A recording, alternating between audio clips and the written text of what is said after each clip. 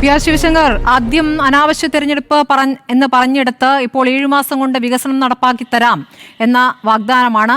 ഈ നിലമ്പൂർ നഞ്ചങ്കോട് റെയിൽപാത, ജില്ലാ ആശുപത്രിയെ ക്യാൻസർ സ്പെഷ്യാലിറ്റി സെന്ററാക്കുക, കോഴിക്കോട് നിലമ്പൂർ ഗൂഡല്ലൂർ ഹൈവേ 4 വരി പാതയാക്കും. ഈ വാഗ്ദാനങ്ങളാണ് ഇപ്പോൾ നൽകുന്നത്. ഈ ആവശ്യങ്ങളൊക്കെ തന്നെ പലപ്പോഴായി സംസ്ഥാന സർക്കാർ കേന്ദ്രത്തിന് മുന്നിൽ കാലങ്ങളായി വെച്ചുകൊണ്ടിരിക്കുന്നതാണ്. അപ്പോൾ ഞങ്ങൾ വന്നാൽ, ഞങ്ങൾക്ക് കിട്ടിയാൽ ഞങ്ങൾ ശരിയാക്കി തരാം, അതാണോ?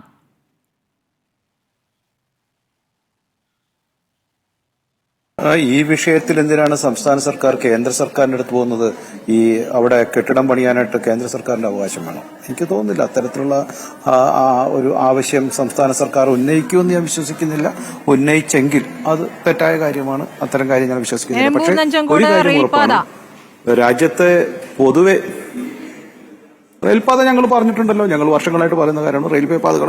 അതുപോലെ തന്നെ ഇവിടുത്തെ റെയിൽവേ സ്റ്റേഷന്റെ വികസനം, അങ്ങോട്ടേക്കുള്ള രാജ്യരാജധാനി എക്സ്പ്രസിന്റെ വരവ്, അത് ഇലക്ട്രിഫൈ ചെയ്ത കാര്യം, ഇതെല്ലാം ജനങ്ങൾക്ക് അറിയാവുന്ന കാര്യമാണ്. ആ സ്റ്റേഷന്റെ വികസനമടക്കം ജനങ്ങൾ മുന്നിൽ കാണുന്ന കാര്യമാണ്. സ്റ്റേഷന്റെ മുന്നിലെ റോഡിന്റെ വികസിത അവസ്ഥ അത് ജനങ്ങൾ കാണുന്നതാണ്. കേരളത്തിൽ ഇപ്പോ നിലമ്പൂർ വന്ന് പ്രവർത്തിക്കുന്ന ഞങ്ങളെ പോലുള്ള ആൾക്കാർക്ക് ഈ നിലമ്പൂരിന്റെ വികസനത്തിന് ആരാണ് ഏറ്റവും കൂടുതൽ വിഷമം ഉണ്ടാക്കുന്നത്? ഞാനൊരു കാര്യം ചോദിച്ചോട്ടെ. ഇപ്പൊ കവളപ്പാറ, ഒരു 5 വർഷം മുമ്പ് കവളപ്പാറയിലുണ്ടായിരുന്ന വലിയൊരു അപകടം, 59 പേരുടെ ജീവൻ നഷ്ടപ്പെട്ടു. അവിടെ സ്ഥലം ഏറ്റെടുക്കുവാനായിട്ടും കൊടുക്കുവാനായിട്ടും സുപ്രീം കോടതി വിധിച്ചിട്ട് 2024 ഡിസംബർ 31 സ്ഥലം കൊടുക്കണമെന്ന് സുപ്രീം കോടതി പറഞ്ഞിട്ട് പോലും സംസ്ഥാനത്തെ സർക്കാർ ചെയ്തിട്ടുണ്ടോ? ഇപ്പൊ പ്രിൻസിപ്പൽ സെക്രട്ടറിയെയും അതുപോലെ തന്നെ കളക്ടറെയും കോടതി വിളിച്ചു വരുത്തിയേക്കല്ലേ. അപ്പോൾ സംസ്ഥാന സർക്കാരിന് പാവപ്പെട്ടവന്റെ കാര്യത്തിൽ ഇത്തരത്തിൽ സ്ഥലം കൊടുക്കാൻ ഈ മുണ്ടക്കൈ ചൂരൽമല ഉരുൾപൊട്ടലിൽ ദുരന്തബാധിതരുടെ കടം എഴുതി തള്ളണം എന്നുള്ള കാര്യം ആവശ്യപ്പെട്ടിട്ട് അത് ചെയ്യാൻ പറ്റില്ല എന്നാണ് കേന്ദ്രം പറഞ്ഞിരിക്കുന്നത്. അതെ, ബാങ്ക് പണ്ടത്തെ പോലെ സർക്കാരിന്റെ സ്ഥാപനം അല്ലല്ലോ. ഇപ്പൊ ബാങ്കെല്ലാം പ്രൈവറ്റ് മറ്റുള്ള രീതിയിൽ ഒരു സ്വതന്ത്ര സ്ഥാപനങ്ങളായി എന്നുള്ള കാര്യം പാവം സ്മൃതി അറിഞ്ഞിട്ടില്ല എന്നുള്ളത് നേരത്തെ എനിക്ക് മനസ്സിലായി. കാരണം പല ചർച്ചയിലും താങ്കൾ വേണ്ടത്ര രീതിയിൽ കോടതി വിമർശിച്ചത് അതുകൊണ്ടായിരിക്കും. കോടതി പറഞ്ഞ എന്താണെന്നൊക്കെ വളരെ കൃത്യമായിട്ടുണ്ട്. ആ കോടതിയുടെ വിധി ഒന്ന് വായിച്ചു നോക്കിയാൽ മനസ്സിലാവും കോടതി എന്താ പറഞ്ഞത്. അത് ഉത്തരവ് കൊടുത്താൽ മതി. ഞാൻ വേറൊരു കാര്യം പറയാം. ഇപ്പോ നിങ്ങൾ ഈ ചർച്ച ഞാനിപ്പോ അങ്ങോട്ട് മാറിപ്പോണ്ട്. ഇപ്പൊ ചർച്ചയിൽ താങ്കൾ ചെയ്ത ഒരു നോക്കൂ, നിങ്ങൾ ഇത്രയും ചർച്ചയിൽ ഡീറ്റെയിൽ ആയിട്ട് കാര്യങ്ങൾ പറയുമ്പോൾ നിങ്ങൾ കൂടി കാര്യങ്ങൾ പഠിക്കണ്ടേ?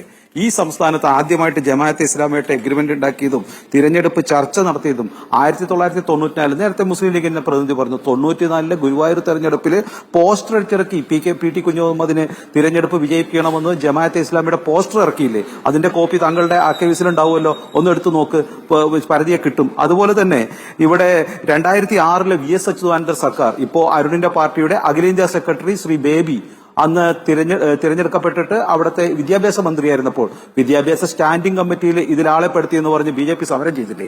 അന്ന് എന്താ പറഞ്ഞത്? അത് അന്ന് ഞങ്ങളെ പിന്തുണച്ച ആളാണ്, അതുകൊണ്ട് ഞങ്ങൾ പെടുത്തുന്നതല്ലേ. സ്റ്റാൻഡിംഗ് കമ്മിറ്റിയിൽ പെടുത്തിയതിന് പറഞ്ഞത് ഹജ്ജ് കമ്മിറ്റിയിൽ പെടുത്തിയില്ലേ? അപ്പോൾ ഒരു തിരഞ്ഞെടുക്കപ്പെട്ടപ്പോൾ നിങ്ങളുടെ സഖ്യകക്ഷിയായി തന്നെയാണ് പലകുറി നിങ്ങൾ ഈ ജമാഅത്തെ ഇസ്ലാമിയെ തുടങ്ങിയത്. നിങ്ങളാണ് ആദ്യമായിട്ട് ഇവരെ പിന്തുണച്ചതും ആദ്യമായിട്ട് ഇവർക്ക് ജനകീയ സ്ഥാനങ്ങൾ കൊടുത്തതും സംസ്ഥാന സർക്കാരിൽ പലകുറി പല പോസ്റ്റുകളും നൽകിയത് നിങ്ങളാണ്, ഒരു സംശയവുമില്ല. അതുകൊണ്ട് ഇത്തരത്തിലുള്ള ഒരു രാഷ്ട്രീയം ഉയർത്തിക്കൊണ്ടുവരുമ്പോൾ മനസ്സിലാക്കേണ്ടത് ജമാഅത്തെ ഇസ്ലാമിക്ക് രാഷ്ട്രീയമായി അടിത്തറ പാകിയത്. ഞാൻ പറഞ്ഞു അതൊക്കെ ഒരുമിച്ച് മത്സരിച്ചില്ല. ഞാൻ താങ്കൾ പറഞ്ഞപ്പോ പറഞ്ഞില്ലല്ലോ, വിഷമം ഉണ്ടാവുന്ന എനിക്കറിയാം. അപ്പോ ഇത്തരത്തിൽ ജമാഅത്തെ ഇസ്ലാമിക്ക് ഒരു ജീവൻ നൽകിയത്, രാഷ്ട്രീയമായ ഒരു പ്രതിച്ഛായ മാനം നൽകിയത് ഒരു സംശയവുമില്ല CPM ആണ്. എന്നിട്ട് ഇന്ന് പറയുകയാണ് അത് ഇസ്രായേലാണ് തെമ്മാടി രാജ്യം എന്ന് പറയുമ്പോൾ ഒരൊറ്റ കാര്യവും കൂടി പറയുന്നു, ഇസ്രായേലും പാകിസ്ഥാനും തെമ്മാടി രാജ്യമാണെന്ന് പറയുവാനുള്ള ഒരു മാന്യത പോലും സംസ്ഥാനത്തെ മുഖ്യമന്ത്രി കാണിക്കുന്നില്ല, അതിനുള്ള ചങ്കൂറ്റം കാണിക്കുന്നില്ല എന്ന് നിങ്ങൾ മനസ്സിലാക്കണം. കേരളത്തിലെ ജനങ്ങൾ മനസ്സിലാക്കണം, നിലമ്പൂരെ ജനങ്ങൾ അത് മനസ്സിലാക്കുന്നു എന്നുള്ളതാണ്. മറ്റൊരുന്നത് ഇപ്പുറത്ത് UDF സർക്കാരിന്റെ കാലഘട്ടങ്ങളിൽ നിരന്തരമായി നടന്നിരുന്ന ഈ കേരളത്തിൽ കലാപങ്ങളില്ല എന്നൊക്കെ ഇപ്പൊ CPM-കാരും പറയുന്നുണ്ട്. പക്ഷേ മാറാട് കലാപമായാലും പൂന്തുറ കലാപമായാലും മട്ടാഞ്ചേരി കലാപമായാലും ഈ കലാപങ്ങളുടെ ഒക്കെ പുറകിൽ നിന്നിരുന്നത് ഏത് രാഷ്ട്രീയ കക്ഷിയാണ്, ഏത് ഒരു സംഘടനയാണെന്നുള്ളത് നമുക്ക് എല്ലാവർക്കും അറിയാം. പല കമ്മീഷനും അത് കൃത്യമായി പറഞ്ഞിട്ടുണ്ട്. അരവിന്ദാക്ഷൻ കമ്മീഷനൊക്കെ അതിൽ കൃത്യമായി പറഞ്ഞിട്ടുണ്ട് എത്തരത്തിലുള്ള ഇടപെടലുകളാണ് ഓരോ സംഘടനകളും നടത്തിയതെന്ന്. അപ്പോൾ ഈ സംഘടനകളെല്ലാം ഇരുമുന്നണി മുന്നണികളും UDF ആയാലും LDF ആയാലും SDP പിന്തുണയായാലും അതുപോലെ തന്നെ വെൽഫെയർ പാർട്ടിയുടെ ആയാലും ജമാഅത്തെ ഇസ്ലാമിയുടെ ആയാലും അതുപോലെ തന്നെ PDPയുടെ ആയാലും ഒരു കാലഘട്ടത്തിൽ പച്ചവെള്ളത്തിന് തീ പിടിക്കുന്ന തരത്തിലുള്ള പ്രസംഗങ്ങൾ നടത്തിയ മദനിയെ പോലും കൂടെ നിർത്തിക്കൊണ്ട് ഇന്ന് രാഷ്ട്രീയമായി ഇവർ ഇപ്പോൾ 5 വർഷത്തെ വികസനം പറയുന്നുണ്ട്. പക്ഷെ വികസനത്തെക്കുറിച്ച് പറയുമ്പോൾ എന്തിനാണ് അത്രയേറെ വിശ്വാസമുണ്ടെങ്കിൽ തങ്ങളുടെ രാഷ്ട്രീയത്തിലോ തങ്ങളുടെ മുന്നണിയിലോ പെടാത്ത അവിടെ നിന്നും SNDP യോഗം ജനറൽ സെക്രട്ടറി പ്രസംഗിച്ചു പോയിരുന്നു. പച്ചവെള്ളത്തിന് തീ പിടിക്കുന്ന ഒരു പ്രസംഗം കണ്ടിരുന്നോ? സത്യം ഏത് പ്രസംഗമാണെന്ന് എനിക്ക് അറിഞ്ഞൂടാ. ഏതായാലും അദ്ദേഹം പറഞ്ഞ സത്യങ്ങൾ ഞാൻ വീണ്ടും പറഞ്ഞാൽ ശ്രുതി ഇടപെടും. കാരണം ഈ മലപ്പുറം ജില്ലയിൽ SNDPക്ക് എത്ര സ്കൂളുണ്ടെന്ന് ചോദിച്ചാൽ സ്മൃതിക്ക് ഉത്തരവുണ്ടാവില്ല. കഴിഞ്ഞോണ ചർച്ച വന്നപ്പോൾ ഇടയ്ക്ക് വെച്ച് ഇനി നമുക്ക് ഇന്റർവെല്ലിന് ശേഷം പറയാമെന്ന് പറഞ്ഞിട്ടാണ് സ്മൃതി പോയത്. പിന്നെ എന്റെ അടുത്തേക്ക് ചോദ്യമേ വന്നില്ല. അപ്പൊ അല്ലെങ്കിൽ പറയും നിങ്ങളിത് പലകുറി പറഞ്ഞാണെന്ന്. അപ്പൊ അത്തരത്തിലുള്ള ചോദ്യത്തേക്ക് വരാതിരിക്കുകയാണ് സ്മൃതിക്ക് നല്ലത്. അപ്പോ ഈ നിങ്ങൾ സ്കൂളിന്റെ കണക്ക് ഞാൻ പറഞ്ഞുതരാം. എയ്ഡഡ് സ്കൂൾ എത്ര ഉണ്ട് ഇവിടെ മലപ്പുറത്തും അതുപോലെ തന്നെ വയനാട്ടിലും കാസർഗോഡും എല്ലാം കഴിഞ്ഞ പല വർഷങ്ങളായി ഈ UDFും LDFും മാറി മാറി ഭരിച്ചിട്ടും അവിടുത്തെ SNDP വിഭാഗത്തിനും ദളിത് പിന്നോക്ക വിഭാഗങ്ങൾക്കും എല്ലാവർക്കും കേരളത്തിൽ അങ്ങനെയാണ് അതിന്റെ രീതി. തെക്ക് നടത്തിയിട്ട് പിന്നെ വടക്കോട്ടേക്ക് നടക്കാതിരുന്നത്. ചിലവർക്കൊക്കെ പക്ഷെ തെക്ക് നടത്തുമ്പോൾ എന്താണ് വടക്കോട്ട് നടക്കാൻ പറ്റാതിരുന്നതുകൊണ്ടാണ്. ചിലവർക്കല്ല, അവരവിടെ കൂടുതലുണ്ടെങ്കിൽ അവർ അത് ആവശ്യം നേടിയെടുത്തിട്ടുണ്ട്. ആവശ്യം നേടിയെടുക്കണം. അതെ ശരി.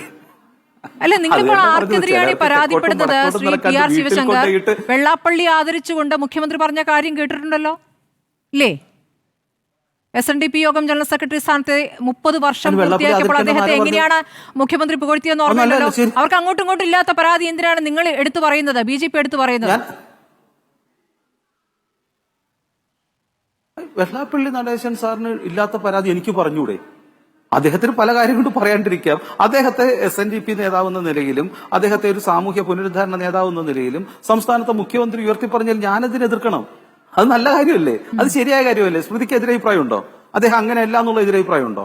അപ്പോൾ ഉയർത്തി പറഞ്ഞോട്ടെ, അത് നല്ല കാര്യമല്ലേ? ഞാനും അതിനെ പിന്തുണയ്ക്കുന്നു. പക്ഷേ അതേ സമയത്ത് അദ്ദേഹം പറയുന്ന ചില സത്യാവസ്ഥകളെ അതിനെ തെറ്റാണെന്ന് പറയുവാനായിട്ട് രാഷ്ട്രീയ പാർട്ടികളെക്കാൾ കൂടുതൽ ജാഗ്രത കാണിക്കുന്ന പത്രദൃശ്യ മാധ്യമങ്ങളെയാണ് ഞാൻ ഇക്കാര്യത്തിൽ എതിർത്തത്. ആ കണക്ക് പറയുമ്പോൾ എതിർക്കരുത്, എന്നെ വലിച്ചുകൊണ്ടതാണ്, ഞാൻ അങ്ങോട്ട് പറഞ്ഞതല്ല.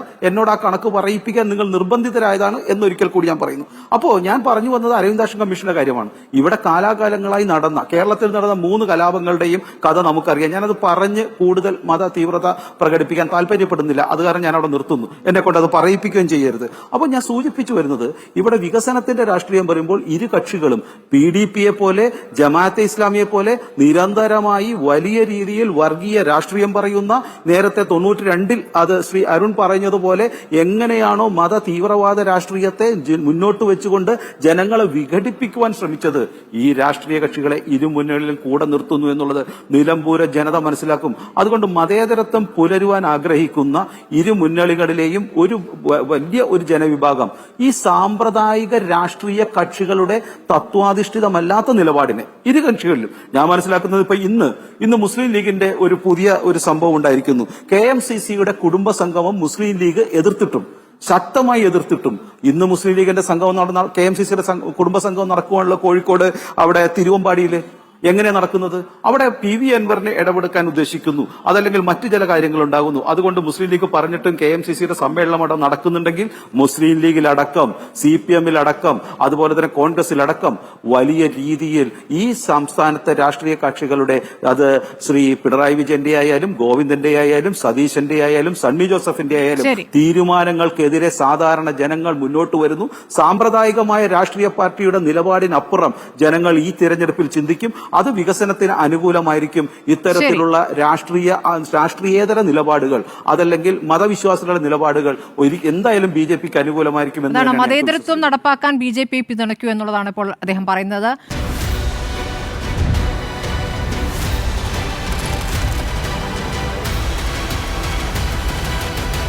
ഡിബേറ്റ് വിത്ത് സ്മൃതി പരുത്തിക്കാട്.